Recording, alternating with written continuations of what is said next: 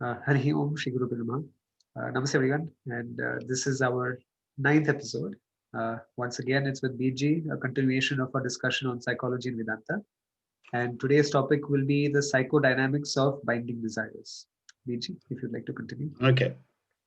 Now, before we go into that, I want to clarify how Swami Dayananda's psychology is to do with transformation of attitude.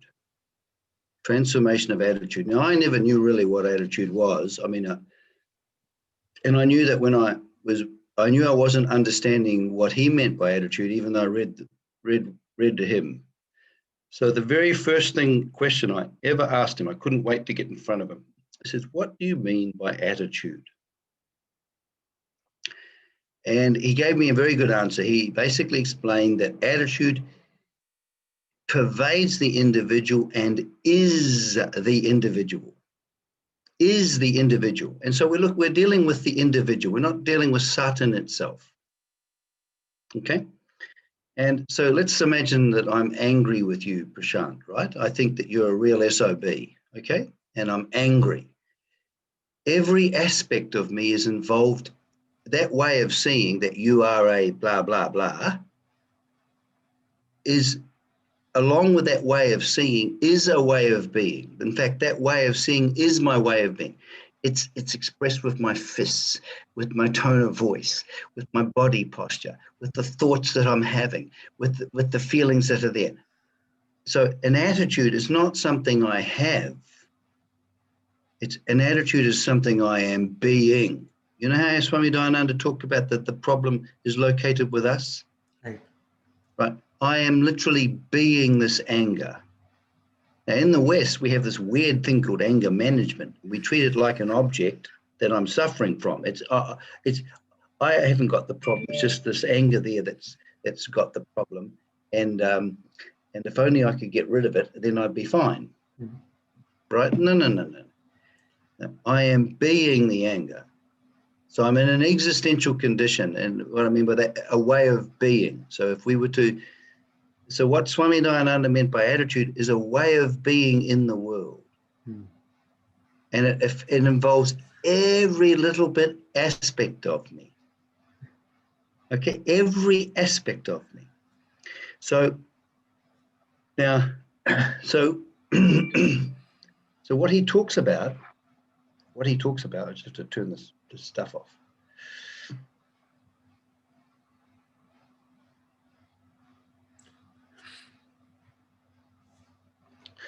So when we're talking about transformation of attitude, most of our attitudes can you see that we're always in an attitude? At any one moment, we are always in an attitude. And those attitudes become active in us, an annoyed attitude, an angry attitude, a sad attitude, an empty attitude, there's chopping and changing of attitudes. The fundamental thing about human psychology is so for Dayananda, it's a psychology of attitude, but it's chopping and changing. There's no sameness. You say to me it's one thing, I become one attitude, then I become another attitude. But what he unfolded was an attitude which he called the prayerful attitude. And in this attitude, all of the attitudes that are caused by our ignorance and by our past experiences are resolved into this one attitude. Does that make sense? It's a wonderful thing. And I'll just go back to that time when I went to see him, and when I came to Swami Dayananda, I was an intellectual and I was sort of confused, and I was unhappy. I was unhappy, and I was really, I knew I was sort of missing something, and I wanted to understand, but I really tried to understand, and I approached him and I was saying, look, you said, come back to yourself and, don't think of any other thing, but you said in this other book here like this, and then it was as if he got angry at me. He looked, and I can see his face now because it was in my face. He said, just be your simple naked self. And then he turned away from me, and you know, I walked away, and I was very hurt in a way. I thought, oh, well, why didn't he answer my question? You know, like, because I wanted, you know, and I was feeling so ordinary. I was feeling the absolute burden of just being kind of an empty ordinariness. You know, it was just terrible for me. It was like a burden. And I went into my room, and it was like, you know, I was hollow. Like there was nothing special about me. It was just shocking. And then what happened was, the very presence of the given, this, you know, just simply what was just present, the very present of that ordinary experience of just being there, it all come alive. And I found myself being peaceful in the ordinary presence of the given. Does that make sense? Just being peaceful. Mm-hmm. So the whole burden of me struggling and trying to understand and trying to get it and all of that stuff, he answered my question. So he has this beautiful saying, and he says that a prayerful attitude, have you heard of what he means by a prayerful attitude? He says it's it's the understanding that everything is given. Yes. Now, this is, once we understand what he means, in bearing in mind what we talked about last week, because the resistance goes and you're just filled up with the presence of the given, you disappear as a suffering person. That's the whole point. And you just have this quiet, it's an attitude, you see. It affects every aspect of you. So he says, so the prayerful attitude is that it's based on the understanding that everything is given, everything. So everything is the presence of God. And he says it's awareness of the presence of the giver. Now, the thing is that this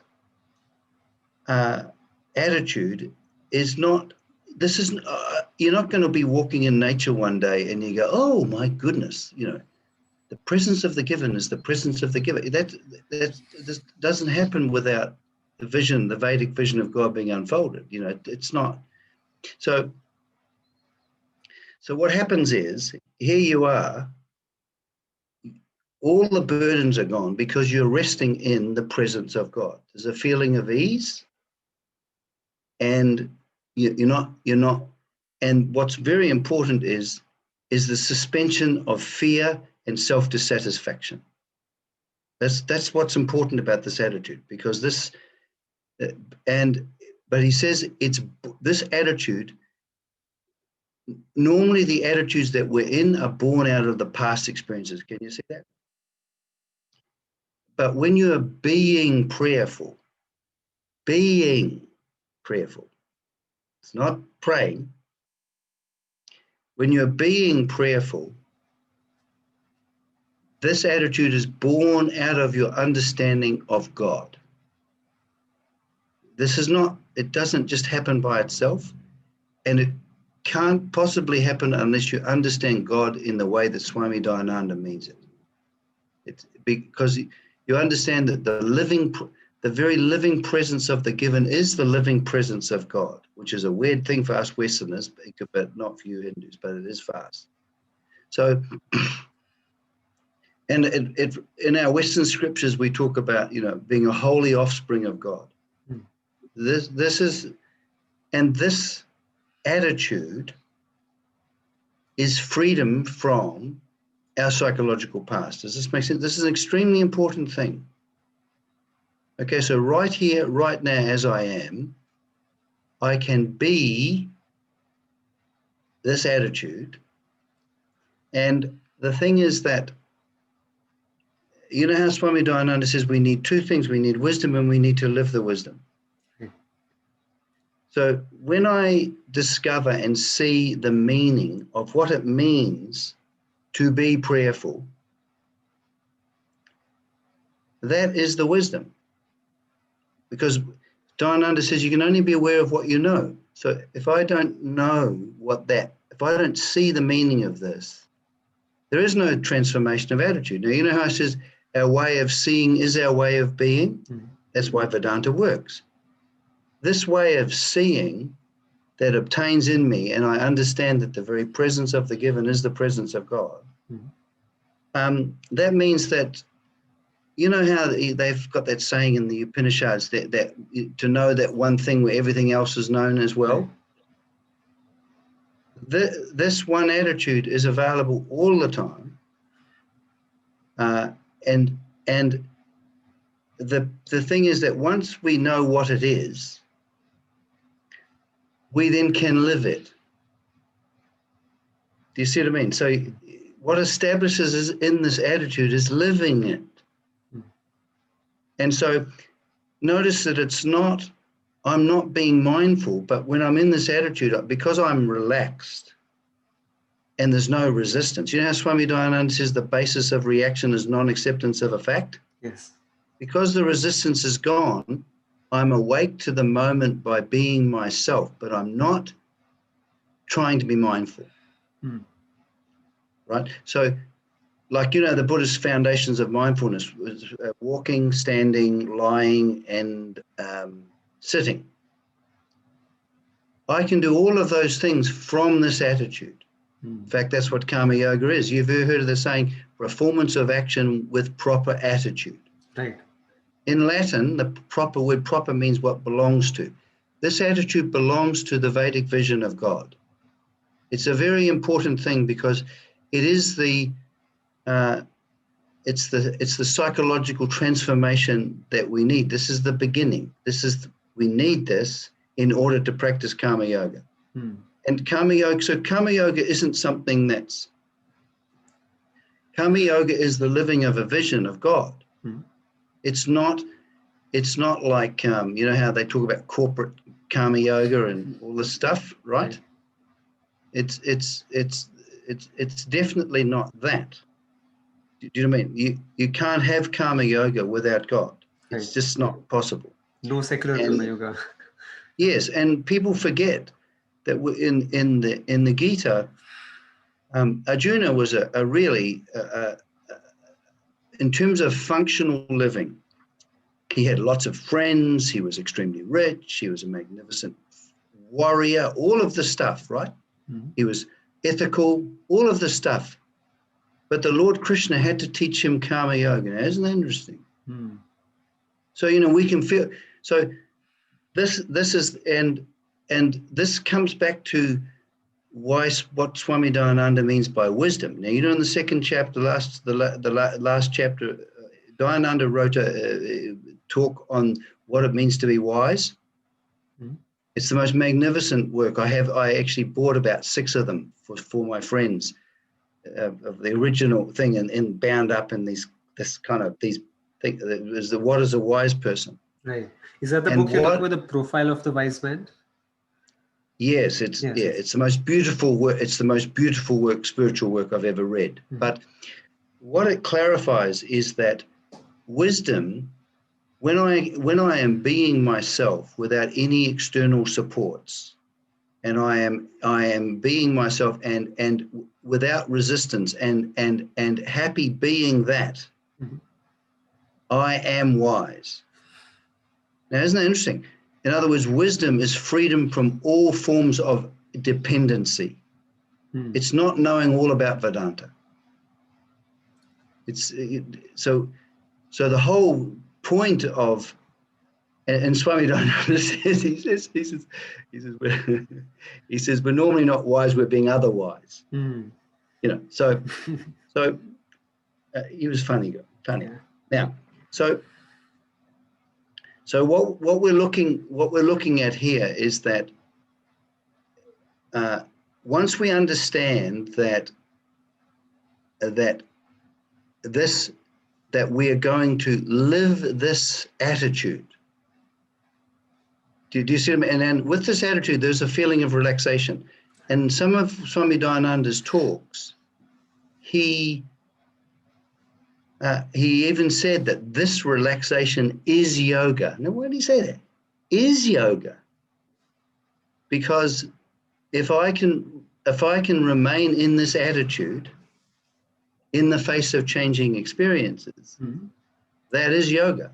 Right. So do we see clearly that when we're talking about the transformation of our psychology, for Dayananda is the transformation of attitude.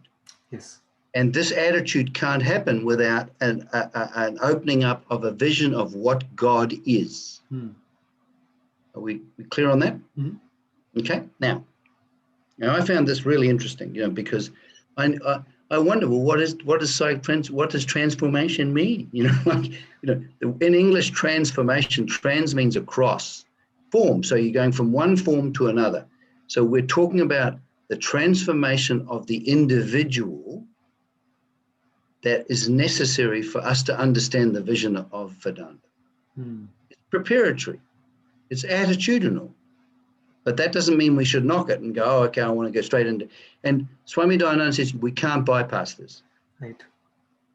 Okay, we can't go straight to consciousness. We can't bypass this.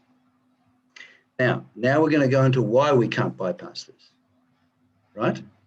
So, because you can imagine that often I find myself in this prayerful attitude. Do you know what I mean? And when I'm in this prayerful attitude, I see people through God's eyes, through the light of God. I don't feel hateful. They're not enemies. I don't feel a desire to hurt them or any of that stuff, right? But when I see people from my eyes, sometimes I can think that all sorts of things. Do you know what I mean? So, and what Plato said, when you fall away from this, you forget what you've fallen from, and you become what you fall into. Right. And that's our problem. Okay. Now, so what I want to go in today is the understanding of what Swami Dayananda means by binding desires, but more importantly, the understanding of the Vedantic understanding of the unconscious, which is a very important idea. And Dayananda's got a clearer understanding of this than Freud, as far as I'm concerned. Now, so psychodynamic theory is basically the fact that people are moved by forces that they're not aware of. Okay? Now, this is one of the problems with Swami Dayananda's teaching, because he talks about the basic fundamental universal problem of human beings, and he reduces it down to fear and self-dissatisfaction. Have you heard of that? Now, when you read that, go, oh yeah, okay, fear and self-dissatisfaction, and you move on. No.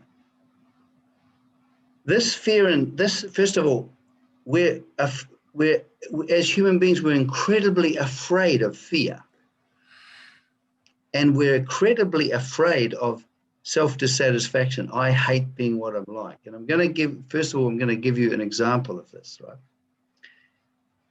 What happens is that normally speaking, we are not aware of this fundamental problem that Swami Dayananda talks about. It's unconscious, even though it colors everything about our life as human beings. Everything. And so let's just imagine, so what happens is with fear, because we're saturated, and this problem is abidingly present. It's not kind of, it can be held in suspension, thank goodness for that, but normally speaking, it's very, very active. Now, but we're not aware of it. So let's say, for example, I have this, a fear of being inferior. Okay, it's a very unpleasant and very painful experience. Would you agree with that? Yeah. So we want to avoid it at all costs. Now, most people say, well, I'm not really aware of inferiority. Of course you're not, because you've developed lots of strategies of self-promotion and being important and bragging and all of this sort of stuff in order to avoid feeling that feeling. Right. All right. So when you look at human life, how often do you see people bragging, promoting themselves, trying to hide, be important? How important is that craving for power and status? I think it's sufficiently high on the list for most of us. Ubiquitous. Yeah. It goes with the territory. It goes with the territory. Now, admittedly, when you're in the lap of Ishvara, when you're in a prayerful attitude, you're not actually under the domination of that. But the fact of the matter is that the reason what Freud pointed out, the compulsiveness of human life behind that's anxiety, that's fear. Right? So it's not a little thing, but it manifests. So here I am, I'm trying to impress you, Prashant. Do you know what I mean? I'm trying to, whatever. And then you say to me, well, Bede, I think you're a bit of a loser. Now, you know how we talked about last time about how the desire, the strivings determine the cognition.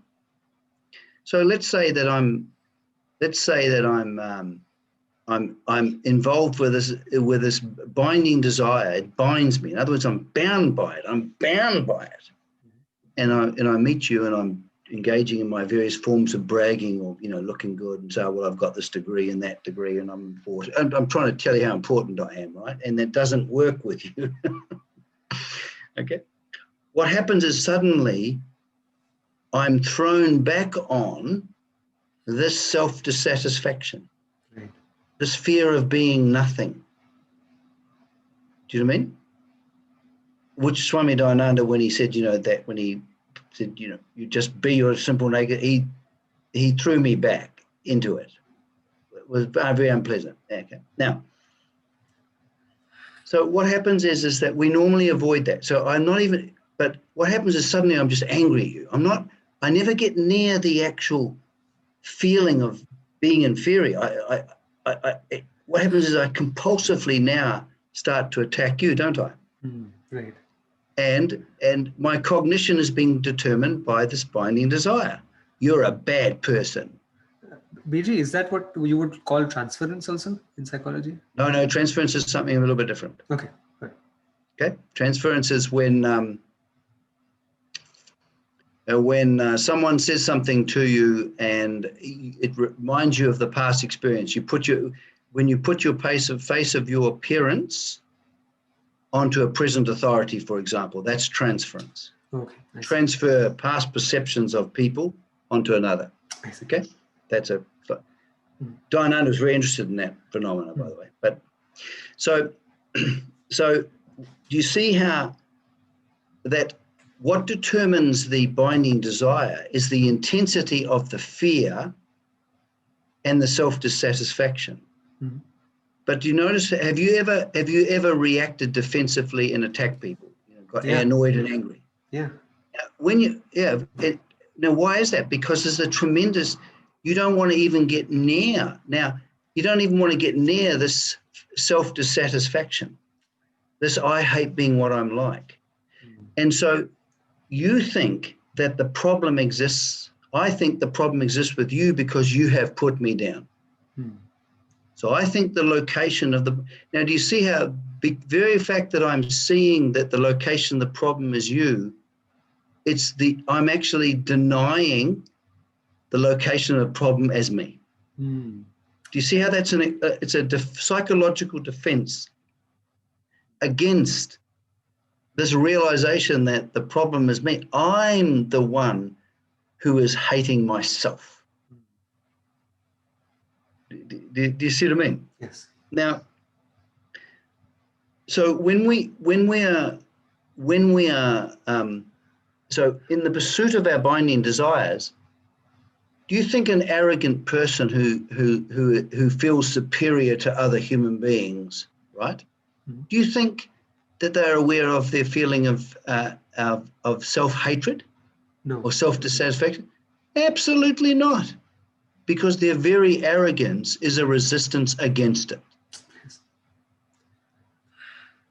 Do you see what I mean? It's just not. So this and our whole psychological life, our so-called personality, the structure of personality that Swami Dayananda talks about, ourselves as personality, that is a defense against this. That's why it's so tenaciously, that's why people don't change. Right? So now I want to look at certain things to basically prove this fact that, and we can see that, we notice that the only place where we find any resolution of fear and self-dissatisfaction is resting in the lap of God, which is right here where we are, right here where we are. But when we are trying to impress others, are we with ourselves as we are, or are we moving away from ourselves? Moving away. Absolutely, we want it because we want to anesthetize the fear and the self-dissatisfaction. Okay, now you know how Swami Dayananda says the basis of human psychology is guilt and hurt. Now I want to just go into that. Here I am, I'm bubbling with hurt, and hurt is a very painful form of self-dissatisfaction. Is that true? And this is where he was brilliant. Self-dissatisfaction was the word that covered all the various forms of so-called human pathology. He didn't make clinical distinctions between all these different things. Didn't have to. This is the one thing. This is the meaning of all of these experiences. So the feeling of hurt, are you familiar with the feeling? No one likes the feeling of hurt, is that right? Yeah. They really want to avoid the feeling of hurt. But when I get angry and attack others, when I hurt other people, out of the feeling of hurt comes the desire to hurt other people. Now, this is not a very nice thing, but have you seen people hurting other people, attacking other people, yes, putting them down, enjoying it? This is ubiquitous in human life. Some people do it with love, a nice politeness. They call that passive aggression, right? It's have you met these people? Prashant, you're a nice guy, but I get a sense there's a tremendous insecurity with you. You ever seen those sort of idiots, right? So what they're doing is they are hurting you. They're attempting to hurt you. Now, but do you think that they're conscious that they're actually trying to relieve the hurt that's in them through that action? Do you think they're conscious of the hurt? No. No. So do you see what I mean by being moved, but that this is unconscious? Yes. So we need to understand that Swami Dayananda's universal problem is unconscious, and we don't want it, and we don't really want to know it. Yes. We don't even want to admit that we have it.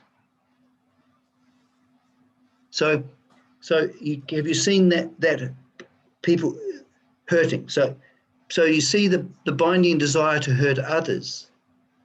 Yes. And we see this. Have you sometimes, even with people we care about, we hurt them, we attack them? Probably right? More than with normal people.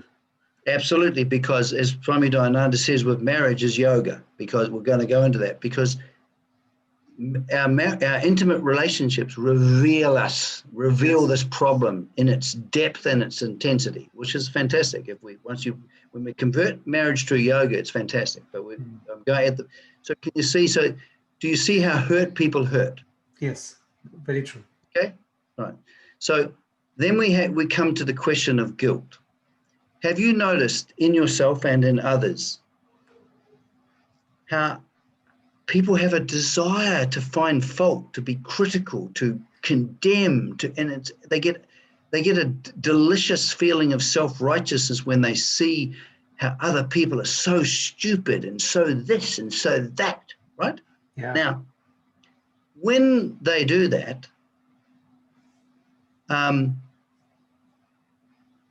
do you think that they're aware that they have a desire to see other people as bad because it defends them against the guilt. I am bad. Yes. Now, how ubiquitous in human life is that wanting to find fault and just desiring to see the defects of others? How often do you see that? Ever seen talkback shows? Talkback shows, no, but I know this On happens to radio, everybody. on radio, when they have talkback shows and they discuss topic affairs, and they it just turns into what we call in Australia a bitching session. Yeah. That's guilt. The reason why it's so delicious is because of this hidden problem of self-dissatisfaction in the form of guilt. With me so far?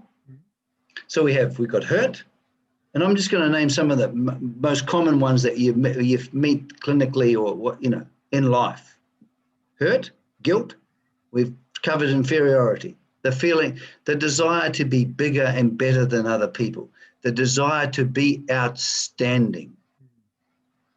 Right? This is the best kept secret. No one likes to admit it, but everyone's involved in this. Spiritual people get involved with this. They want to be outstanding spiritually. It's just as mad as that type of thing is just as mad. Like have you seen the attitude sometimes of superior? Like when I was in the church, you had these sanctimonious, superior, even religious people, monks, because so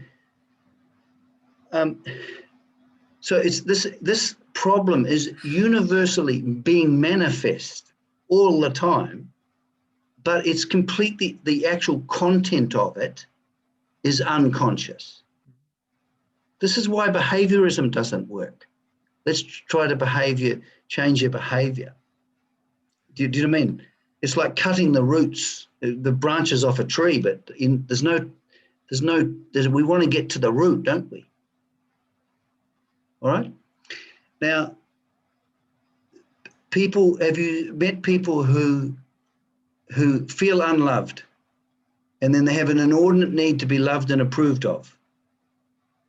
Now, they're not aware of, they again are not aware of the feeling of being unloved, of the form of self-dissatisfaction of being unloved. They know the desire, they love having the experience of being loved and approved of, and they have all their different strategies and methods to try and get that. Right. But do you notice how these strivings are going to get frustrated, aren't they? Yeah. because but it's a setup for war. But anyway, and then you come to, have you seen people that are compulsive in terms of they want exciting experiences? They are addicted to exciting experiences. They're listening to music with their iPhones when they're walking in nature. Ordinary life is just so boring. They're obsessive about sex. They're obsessive about drugs or alcohol or the need to be excited, right? Do you think that they understand that because they have this tremendous pervasive fear of being empty? Yes. And in our culture, this is a tremendous problem. It manifests with a feeling of emptiness and this desperate attempt to fix this emptiness through sensory experiences of excitement.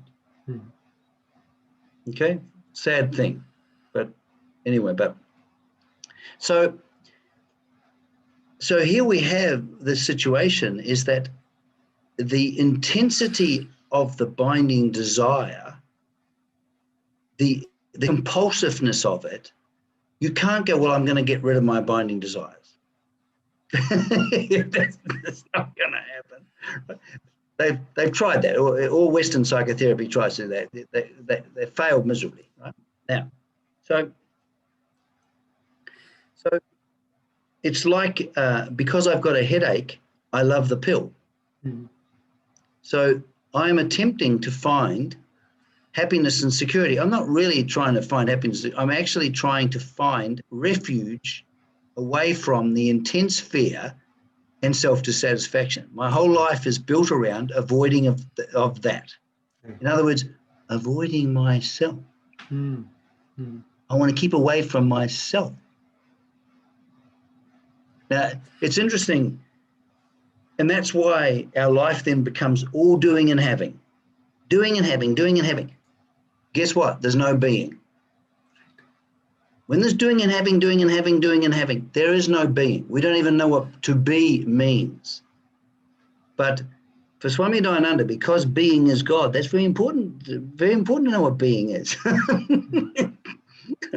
but in the Sanskrit words for being is sat. But the thing is that, so you see that constant movement, right? Now, and you see how that the unconscious, what moves this is completely people are unaware of. Okay, they're unaware of it, and they don't want to be aware of it. Okay, now let's just have a look at that. So let's have a look at when we have an argument, because this problem comes out in all its glory in marriage. That's where it really comes out. So we'll discuss that if you don't mind. Is that all right? Yeah. Because everyone knows that. So your spouse says or does something you don't like. Now, is that going to happen to you for the rest of your life? Absolutely.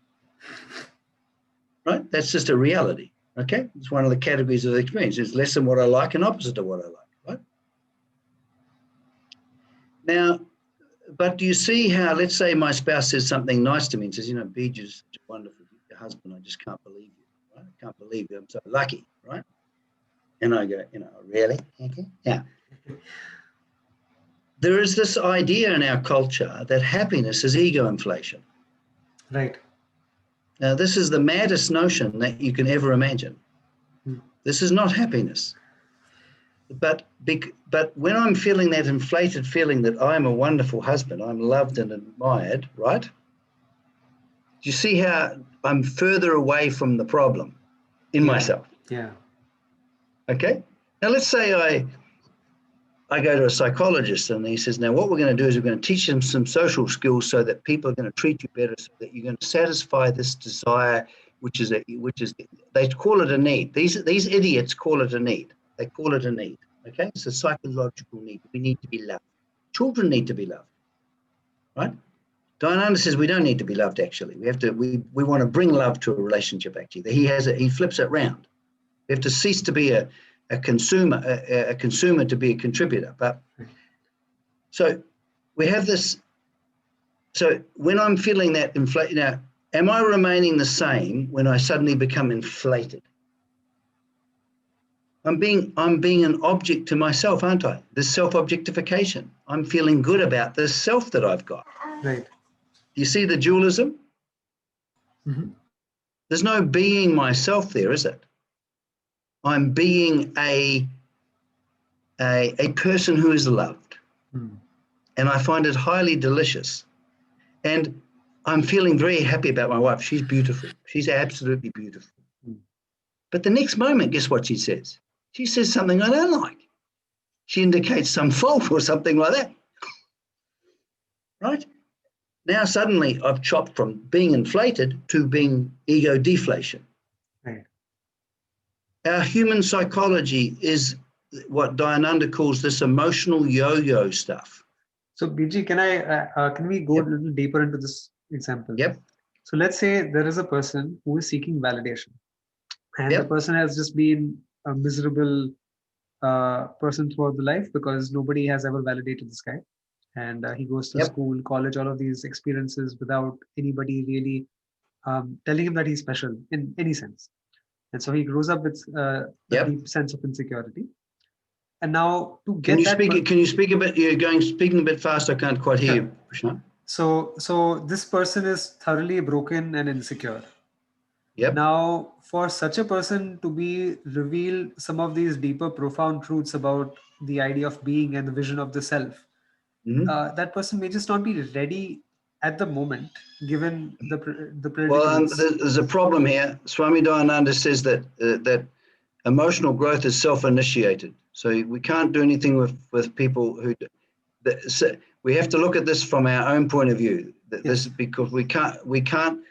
I, for example, cannot help someone unless they see that they have a problem. Yes, but for the person who's down in the pit and there is no way up for that person, would it not be functionally helpful to get that guy some sense of validation, some closure, emotional or otherwise, before they can see things objectively? Well, no. Well, when you're being like Swami Dayananda was very kind, but it wasn't fake kindness. He wasn't praising you. He doesn't praise you.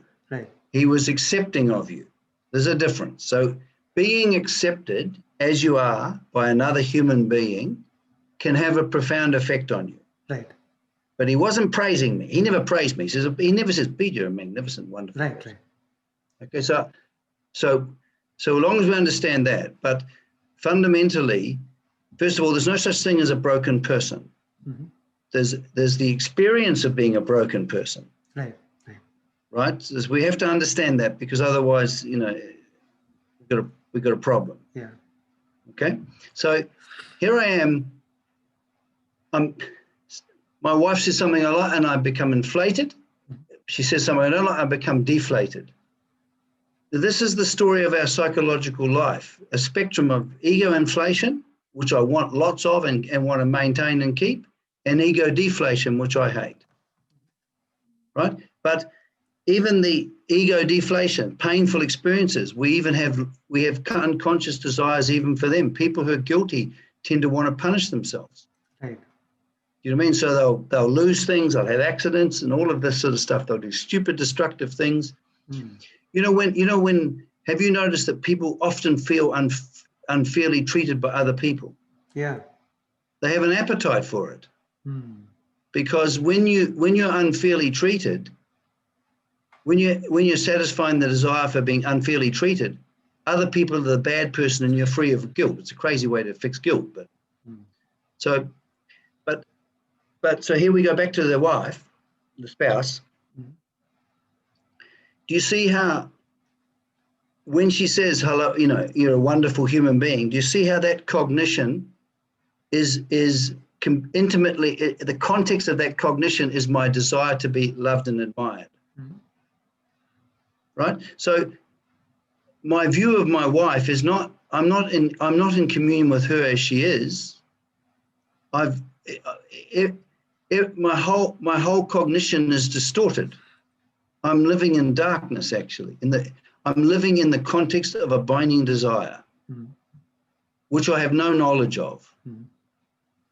And when I'm blaming her, now this is the problem. Blame keeps me away from seeing the truth. Because when I'm blaming, I am saying the location of the problem is her. Okay. So do you see how this is this constant escape?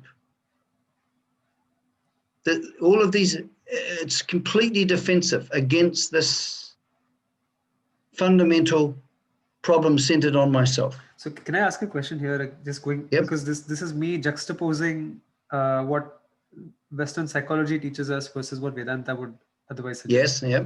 So oftentimes we see a psychologist or psychotherapist would stop the client from blaming themselves, and then they would attribute blame to something in their past, whether it's a parent or some. And that's situation. crazy. And that's bad. Okay. Very bad. Right? It is true. You see, for Swami Dayananda, the form my personality takes is being determined by past experiences. Can I get a little deeper on just that point? Yeah, yep. So let's say there was someone such as a rape victim. Yes. Now they may have that self-blame or self-guilt that, okay, maybe I was the one who invited this upon myself. Yes, yep. In which case you may be better off actually blaming the perpetrator of the crime.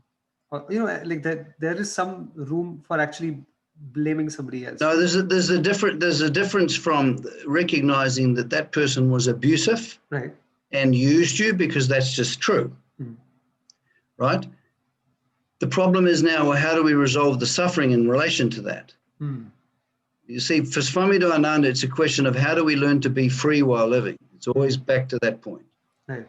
So so we're not denying that happened. We're not denying the intense pain and the suffering in relation to that, right? And the sense of identity that arises out of that. Right. So what do? If I get the person to hate the perpetuator, right? The thing is that the problem is still the same. We need to resolve that sense of identity of being a victim and the hurt into Ishvara. We do.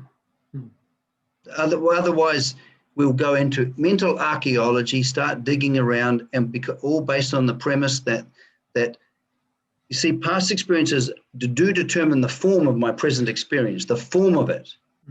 But my fundamental problem is I'm cut off from reality. Right. Then we must understand it that way, because otherwise there's no door to the resolution of it. Okay, makes sense. Okay, so here we have this. I'm upset with my wife, and I'm blaming her. Right now, it's extremely important, because what we're looking, and also, can you see how when I'm in the grip of binding desires, I'm a wanter. My sense of identity is as a wanter. Right. And not only that, that binding desire determines how I see and how I act. Right.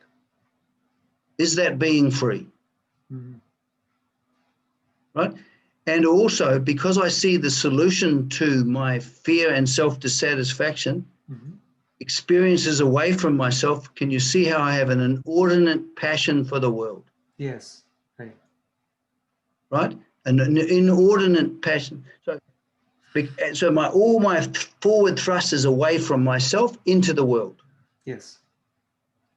Now, you know how Swami Dayananda says that the whole purpose of Karma Yoga, the whole purpose is two things, which I found really interesting psychodynamically. First of all, it's the neutralization of binding desires. Okay? And by the way, without this neutralization, you cannot change as a person. You can forget it. You can read as many books as you like. You can read Vedanta books. You can read self-help books. You can meditate. You can do whatever you bloody well like. Without the neutralization of binding desires, what moves you does not undergo a change, does it? No. Now, and so I'm emotionally moved. Now, you know what Swami Dayananda means by emotional maturity? When I want to do what I need to do. When I want to do what I need to do. Right. So in other words, I'm moved by Dharma. I'm moved by love and care. I'm still moved. But when I'm being moved by love and care, I am emotionally mature. Right. When I read that, I realized how emotionally immature I was, by the way. But so do you see the importance of that? When I'm under the spell of, and in Karma Yoga, we're not going to try and fix the binding desires. Right. What we want to do is we want to resolve the fear and the insecurity that lie behind and determine the intensity and the strength of the binding desires. Does that make sense? Right. So I'm not going to start going into. I'm not going to try and palliate my experience through meditation practices and trying to be mindful and trying to get, because all of that, guess what that is? It's a binding desire. Movement away. Right. It's a movement away. You see, for Vedanta, the whole thing is about being, not doing and having. So when I try and do something about my problem in order to have an experience of being free, I'm missing the point. Because for Vedanta, the only change comes through a cognitive change. Correct. Your Swami Dayananda says going all the way. Yes. So I have to open my mind to a vision. All right, we're really going, so we're tracking so far. Now,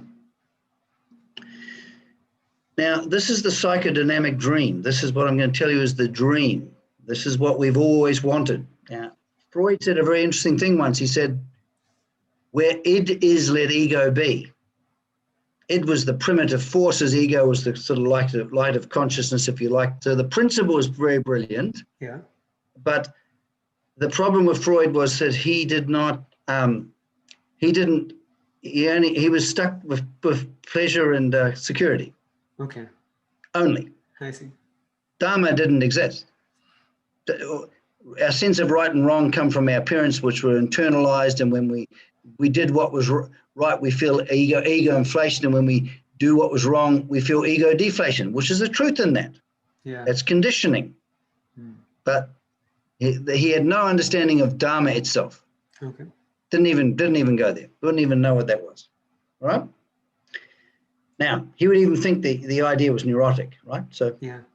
Now, so what we're looking at is what would it be like if we could first of all have a methodology to reveal the content of the unconscious, and then to resolve it, because if it's not revealed, it can't be resolved, can it? Now, what would that be like? Without having to go to a shrink. Now, the interesting thing about Swami Dayananda, he says that reality itself is therapeutic. Ishvara is the best therapist. Right. Yes. Right? So what we're going to do is we're going to engage in a way of life, right? A way of living that is going to resolve or basically neutralize binding desires by resolving this one problem we have. We're not going to deal with all these. We're not going to deal with our hostility and our depression and our hollowness and we're not going to deal with all of those problems. Yeah. We're going to deal with one problem. I hate being what I'm like. Yeah, that's all. We're only going to deal with one problem. Isn't that good? Because if we deal with this one problem, all of those get resolved. Okay? This is where Dayananda was brilliant. That, his technical term, self-dissatisfaction, is the most beautiful. It was beautiful because it gives a description. It's, I hate being what I'm like. Right. And because this is the basic problem, if we resolve this problem, the binding desires get neutralized. Right. All right. Now, this is a problem, but the entrance point of this is we have to understand the problem of blame,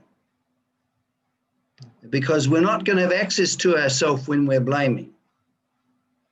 Right. So the difference is pre-karma yoga, my understanding of karma yoga, pre that, I understood my suffering to be because of external things. So the meaning of my suffering was my various mental states I was having, which was sometimes quite intense and very happy, right?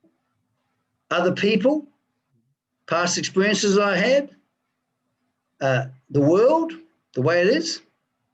I genuinely, it doesn't matter what I thought philosophically. Of course, philosophically, I could understand that it really was, it was located with me. But the way I lived my life was, you can't be angry with someone unless you're blaming them. Yes. Yeah. Okay, it's just not possible. So the first step is that I have to understand that people and things don't hurt me. They're only instrumental in revealing a pain that is already existing. This is Swamini Atma Prakashantaji, right? That's right. It's her saying. Yeah, she opened my eyes to that. Yeah. Okay. So people and things do not hurt you. This is a vision. This is an understanding. Now, you only have that understanding. Now, you know how when Vedanta we talk about the light of understanding is what the transformative factor is. Like what Dayananda says is wisdom. If I in fact am abiding, if I am in fact seeing life that way, I will cease to blame. Right. Now that can be, okay, I'm blaming now. That's fine. That's a recognition. I'm blaming. So do you notice how then the attention has gone off the objects that we think are causing us suffering to the understanding that here I am suffering, and this suffering is my problem. Right. This suffering is my problem. Because even, you see, the reason that you're upset with your wife is not because of what she said, it's because what she said triggered the self-dissatisfaction. Suddenly you're feeling in a way that you hate being and you're blaming her for it. Right. Then you want to change her to fix it. What we're going to do is we're going to open up the fact, we're going to approach it entirely differently. We're going to be very interested in noticing the manifestation of this self-dissatisfaction when it arises. Right. Because we have an understanding that we can only resolve it in God. And this is important. We can only resolve self-dissatisfaction in God. Now, getting back to the prayerful attitude, right?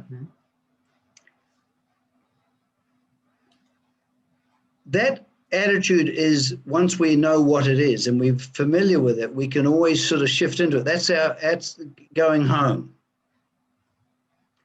Now, if I suddenly fall away from that prayerful attitude where so I fall away from being composed, being free, relatively speaking, because it's relative freedom psychologically, because I'm not being, that's a way of being that is not determined by the past. So it's psychological freedom.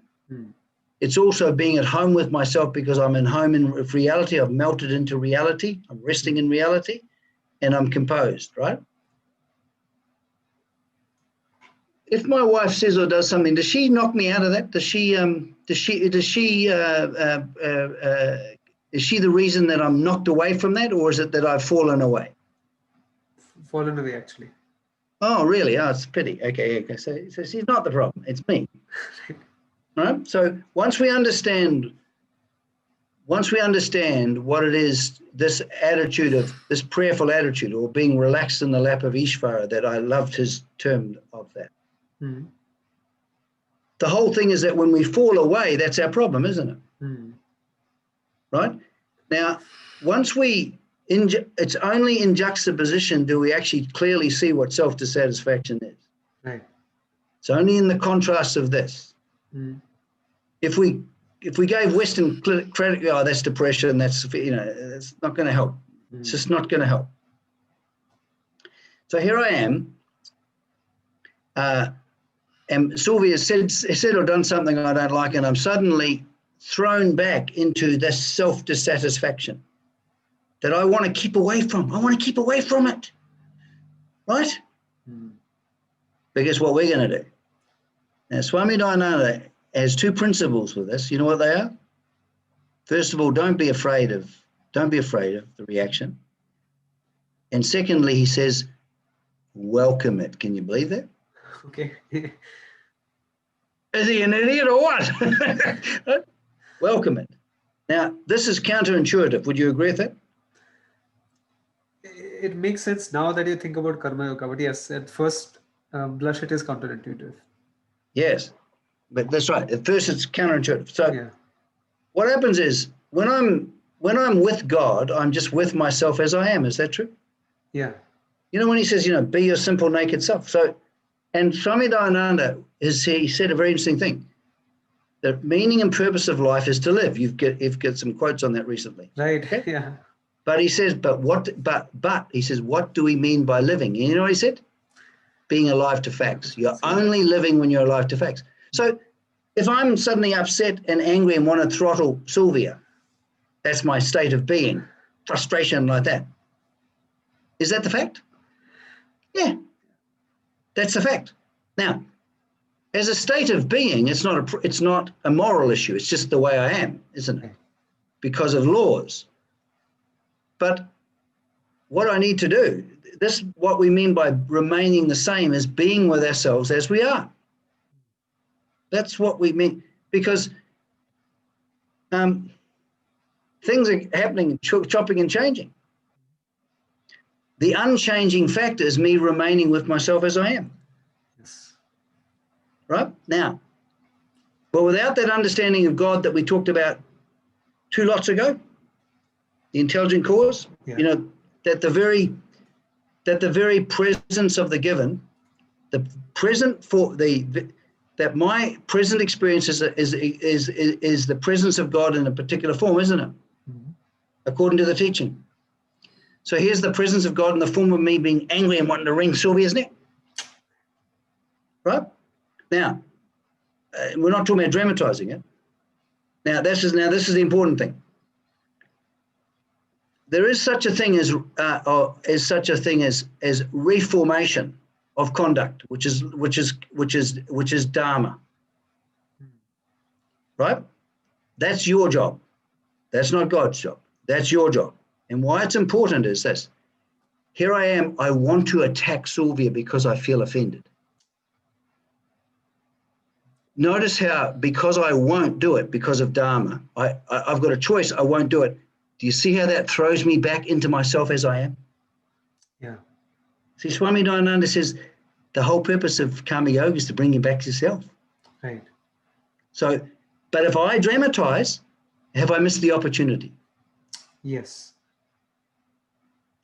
So the dramatization is a defense against the reactivity is a defense against the fundamental problem, isn't it? BG, what if you self-rationalize that action as being appropriate and you do dramatize it? Well, again, the reason that people justify their action is to see themselves in the right light, which is to defend themselves against the self-criticism. Right. So again, it's the problem of, this problem is all over the place. Mm. So the understanding of it is that if I choose first of all not to be harmful, to be beneficially contributive, and non-disturbing, I'm going to be chucked back on myself, aren't I? Okay, so those axioms have to be in place. Oh yeah. If you dramatize, you can forget it. Right. Without dharma, you might as well pack up. This is where all of these so-called spiritualities, you can't do it without dharma. Right. Because then you're acting defensively. See, if I want to talk harshly to Sylvia and I don't, I'm thrown back into myself, aren't I? Yeah. Okay, I haven't avoided. Okay, I've stayed in harmony with my existing situation, which is good. Yes.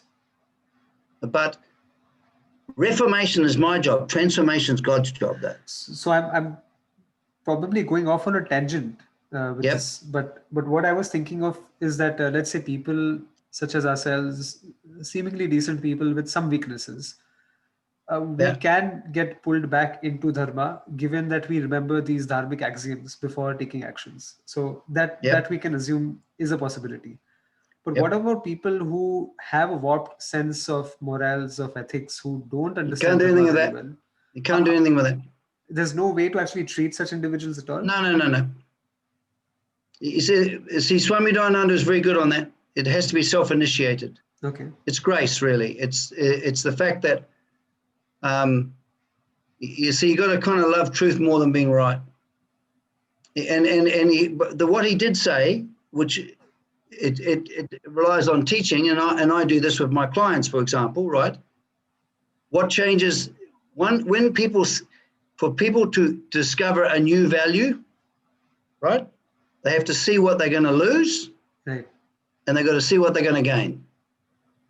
So you can do that, and I do that all the time, but realize there's limitations with that. Unless the person's genuinely interested, do you see what I mean? Yeah. That's.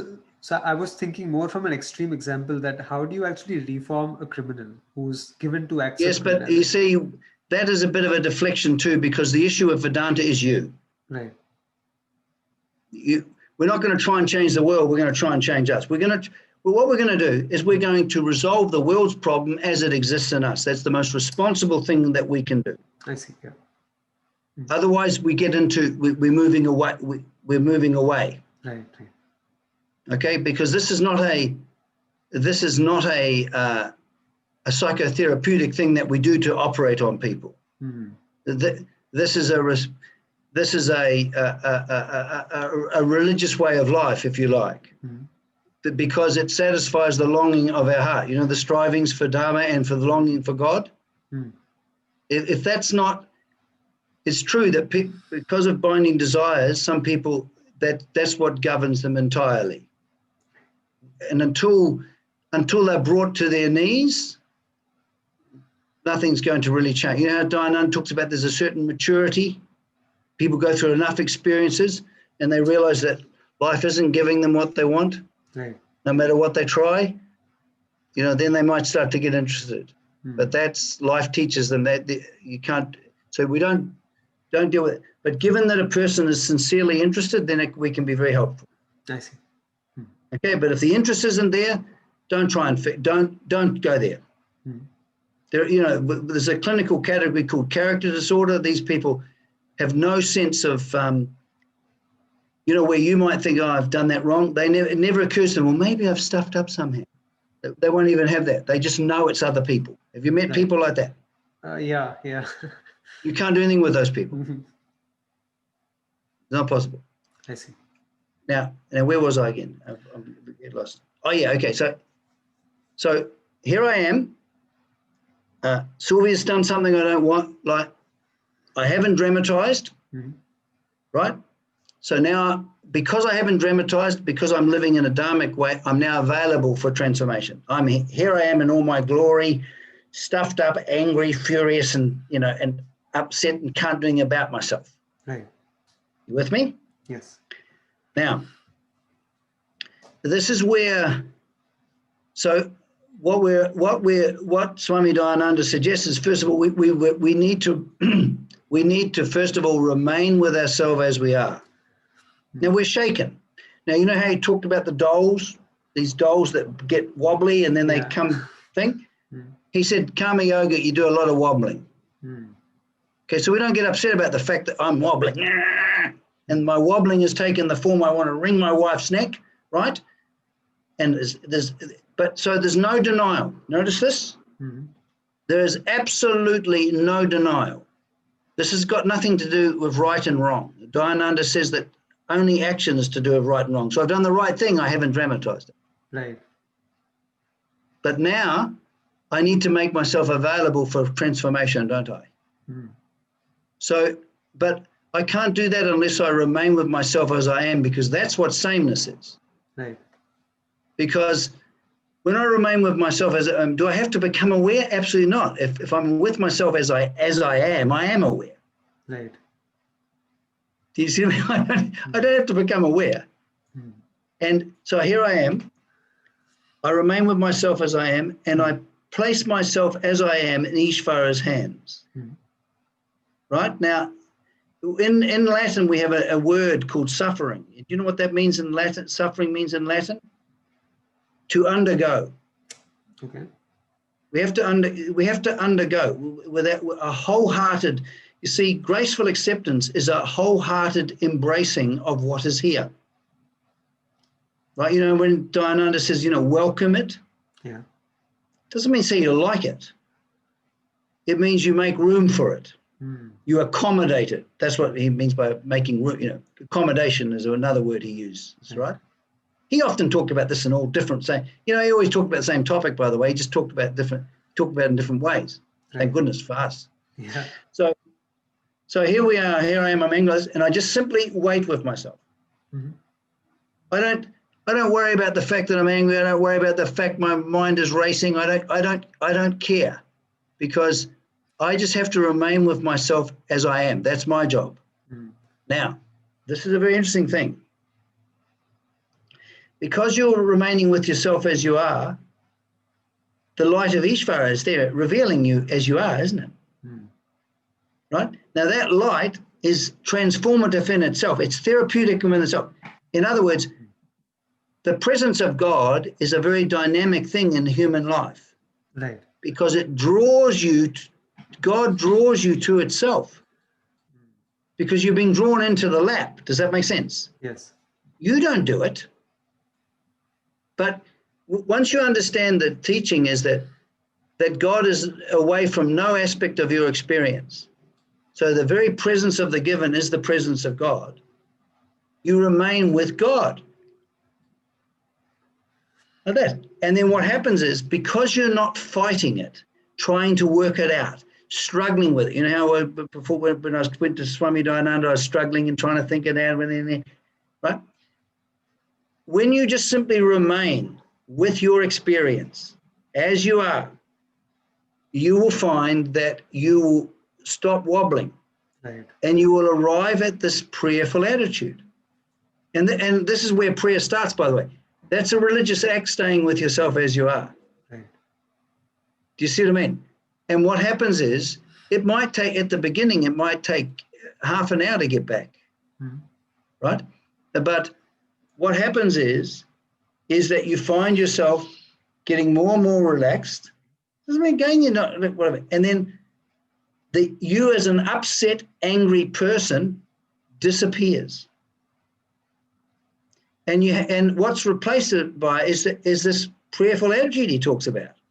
You're just simply with yourself as you are, and you feel peaceful. Do you know what I mean? You just feel peaceful. It's not bright lights and all of this sort of stuff. Does that make sense? It's not the ultimate vision. It's the psychological transformation. Do you see what I mean? It's a transformation of attitude. Right. So, but you are knowingly living this attitude. Now, when you're just simply with yourself as you are, and you're abiding in, there's the appreciation of the presence of the given. Everything is given, and you're at home with yourself in this presence. You can live that attitude. Right. You live the attitude. You're not trying to be mindful. You can be this attitude, abide in this attitude while you do the dishes, while you do your work, because this is what they mean by performance of action with proper attitude. You ever heard that? That's how they put it formally. Right? So, but this proper attitude is the attitude that is born out of our understanding of God. So here I am, and now, just to give you another example, I'm sitting there and I'm doing the dishes and I feel a kind of a dissatisfaction. It comes up. But now you see, we're very interested in welcoming these forms of self-dissatisfaction now, because we know that every time I remain with myself as I am, sameness, I am resolving this fundamental problem bit by bit by bit by bit as I've converted my life into a spiritual practice, haven't I? This is very important. Yes. If we don't do this, it never gets resolved. So I then suddenly notice I'm just dissatisfied. Now, what is the normal reaction with self-dissatisfaction? To avoid and to try and go away. Right. Go into fantasy, do anything, watch TV, whatever. But I go, So the very fact that I can see the self-dissatisfaction, can you see how that's the light of Ishvara in my life? Yes. That's grace. The very fact that I go, I'm suffering from self-dissatisfaction again. Right? Now, do you see how, if I'm in this prayerful attitude, right? Do you see how, because I'm with myself as I am, and there's no self-dissatisfaction. When I'm at home in God, what happens to the self-dissatisfaction? It goes away. And what happens to the fear? That's gone too. Yes. So it's resolved in God. Yes. Do you see what I mean? And now I'm living this attitude, and then I can notice when I fall away, I wobble, like Dayananda says. Right. And then but I know I am no longer interested in becoming something. I'm interested in being alive to facts, because if I remain with what is, I'm remaining with God. Does that make sense? Yes. If I remain with the presence of what is, I'm remaining with the presence of God. And so this is the transformative factor. And if without karma yoga, there is no resolution. You can try to chop the branches of all the binding desires. Oh, I wish I didn't want to brag, or I wish I didn't feel so empty, like I wish I've got the compulsion, a lot of people in the West now, and in India too, addiction to pornography is a big problem. Right. Do you know what I mean? Addiction to just unloving sex with whoever, Right. big problem. So the compulsions, they're not going to be resolved unless the fundamental thing, without karma yoga. And then, that's what's interesting, the more you reduce the fear and the self-dissatisfaction, the more you become familiar with this prayerful attitude, or being relaxed in the lap of Ishvara. It doesn't really matter what you call it. What happens is you are freed from the passion from the world. Does that make sense? True. Yes. But through Ishvara's grace, you don't free yourself. You can't free yourself. This is nonsense. You can conform your, you can do the reformation of conduct, can't you? That's your job. You need to do that. But the transformation is, so what happens is, the more I do this, the more I live a life of karma yoga. In other words, here I am, I notice that I've fallen away from Ishvara's lap, and I go, oh, and then, but I don't resist it. Correct. Yeah. I don't have to do anything. It's not really hard. If I'm stuffed up, angry, and empty, do I have to try and be that? No, that's just the way it is. There's no effort here. But the difference is I'm living in understanding, aren't I? Right.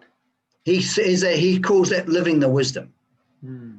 I understand, because I understand that the only way out is through, and that I must remain with myself as I am. This remaining the same is yoga. But what this does is that if I don't neutralize the binding desires, how can I be released from the passion for the world? You cannot. It's just not possible. It's just not possible. Now, and what he says is, neutralization of binding desires is not the total resolution, right? But he says these desires can still exist, but they're snake without fangs. Correct. In other words, you can have them, but they're not determining how you see or how you act. Yes. That's what he means by a pure mind, by the way. Did you know that? I found that in Viveka Chudamani. He had a little paragraph, and he said that that's what a pure mind is. Like it's you're not being determined. Your way of seeing is not determined, or what you're doing is not being determined.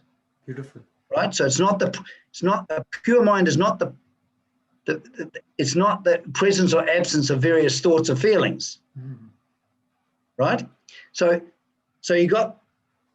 first of all, you're released from the passion for the world. So that outward thing to the world. Right.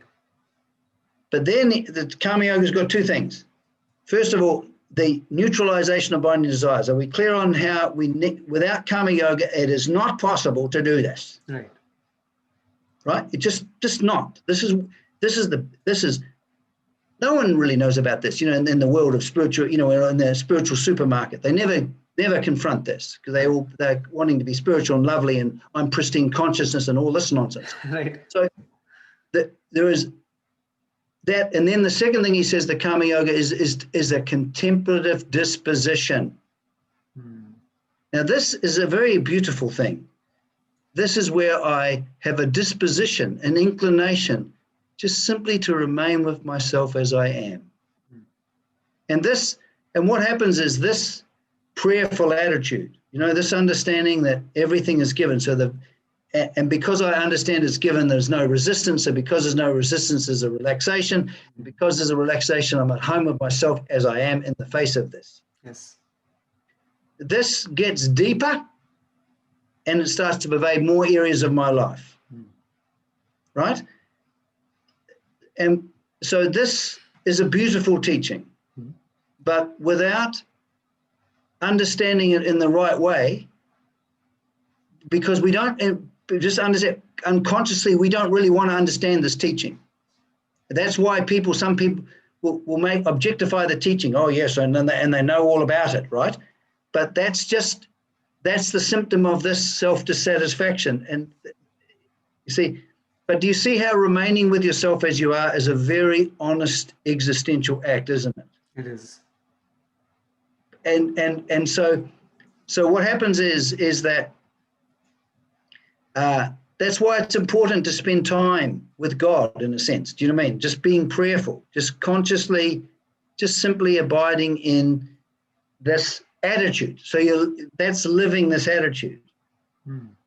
So you commit in one sense to living this attitude, and then when you fall away, you'll see it clearly. But not only that, you then have a chance to neutralize. Does that make sense? To resolve this self-dissatisfaction that's occurring right here, right now, as I am, into Ishvara. Right. And I do this again and again and again. You know, Shankara said that the force of, what was it called? What do you call it? The force of habit. What gets rid of is repetition. Right, abhyasa, yeah. So, but we're not trying to be good. All of that trying to become a good person and all that stuff and be a better person and find my true self, a better version of myself and all this nonsense. All we're doing is we're living the vision of God, right. The Vedic vision of God. That's what we're doing. That's what karma yoga is. Mm-hmm. It's a terrible thing when they reduce it into a kind of a psychology self-help thing. I find it, no wonder you Indians get upset about when Westerners take it and do that stuff with it. But this is the fundamental thing. To sum up, we need to, without this passion, we're caught in the world and it's going to give us happiness or it's going to give us unhappiness, and we're completely victimized. Once we understand that no event in the world can shift us from the lap of Ishvara. Mm-hmm. Does that make sense? Right. So we need to neutralize the binding desires, because then we are moved, that we then come under the sway of love and care. Right. So and that's when I got what Dayananda calls emotional maturity. I want to do what I need to do. I actually want to do what I need to do. Right. So I'm now moved. I'm still moved emotionally, but it's emotionally mature. It's intelligent. Right. So that's what he meant by emotional maturity. Emotional maturity is impossible without karma yoga. It's impossible. Right. And lastly, in order to understand the teaching, once we start to become more and more familiar with ourselves, simply as we are, be your simple naked self, that one? We're just with ourselves, and there's that feeling of ease, and we're just with it. We're becoming more and more familiar with just simply being at home with ourselves, because we're not at home. We're at home with ourselves because we're at home in God. Does that make sense? That makes sense. That's the basis of self-acceptance. Dayananda says the basis of self-acceptance is the understanding of Ishvara. Mm-hmm. Now we're ready to listen to our Vedanta teachers and inquire, well, what is the nature of this? Mm. What is this the nature of myself? Right. Before that, really, like, it's just, if I bypass this and then suddenly go, oh, yes, I'm consciousness and I know that, that is not Vedanta. Vedanta is a vision, and we go back to this last thing. When I am being myself without external supports and freed from emotional dependence on others and the world for my happiness, this is being wise, and this is freedom. All the rest is fluff. Yeah, anyway. Very beautiful. So thank you so much, BG. This has been one of the most clarifying of sessions we've had so far, and a great topic to explore, because everybody needs help with loosening their binding desire. So this one was an eye-opener for sure. Yes, and we'll go more into it, but we just have to set the context. Once we understand what we're doing, how Swami Dayananda says we need, in order to understand something, we need to know what we're going for. Right. Once we understand we're going for neutralization of binding desires and the discovery of and abiding in a contemplative disposition, it all kind of opens up. But can you see how without karma yoga, there can be no real understanding of Vedanta? Right. That's why this whole nonsense of Neo-Vedanta and Neo-Advaita fails, because they skip right to the end solution. It's but they terrible. miss all the steps along the way. Yeah. When Western people take Vedanta and turn it into a Kentucky Fried kind of version of quickly consumable, this is a rigorous practice. Yes. This is difficult. This is not easy. However, it's incredibly meaningful. Yes. Well, thank you very much, Prashant. Thank you so much, BG. What do we have next time? I think what we'll go into next time is more into being able to see the difference between being a simple conscious person who's in the lap of Ishvara and what it means to be personality. So Swami Dayananda made these two distinctions: ourselves as personality and ourselves as a simple basic person. And that doesn't exist in the West, but it's a very interesting subject. Yeah. Wonderful. Looking forward to that. Okay. Shri Guru Namaha.